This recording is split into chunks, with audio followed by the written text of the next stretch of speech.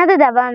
அன்பார்ந்த பெற்றோர்களே, நண்பர்களே, தவக்காலத்தில் நான் என்ற சிந்தனை வழியாக உங்களை சந்திப்பதில் மகிழ்ச்சி அடைகிறேன். தவக்காலத்தில் 3 முதன்மை செயல்பாடுகளுள் ஒன்று தவம்.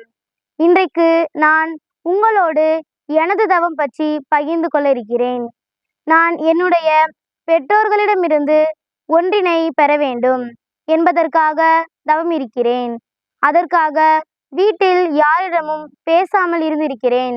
உடலை வருத்தி உண்ணாமல் இருந்திருக்கிறேன். எந்த வேலையும் செய்யாமல் கூட இருந்திருக்கிறேன். எப்படியாவது என்னை வருத்தி கொண்டு அதனை பெற நான் இருந்த தவங்கள் இப்படியே. தவக்காலத்தில் தந்தை இறைவனிடமிருந்தும் மகன் இயேசுவிடமிருந்தும் நான் வேண்டியதை பெற 40 நாட்களும் தவம் இருக்கிறேன். என்னை போலவே நாமும் நமக்கும் வேண்டியதை இறைவனிடமிருந்து பெற்றுக்கொள்ள தவம் இருப்போம். வாருங்கள், தவக்காலத்தில் தவம் செய்வோம்.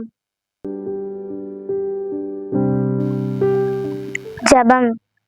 எனக்காக விழித்திருந்து ஜெபம் செய்யுங்கள் என சீடர்களுக்கு பணித்த இயேசுவே, நானும் உன்னோடு இணைந்து இத்தவக்காலத்தில் தவம் இருக்க ஜெபிக்கிறேன்.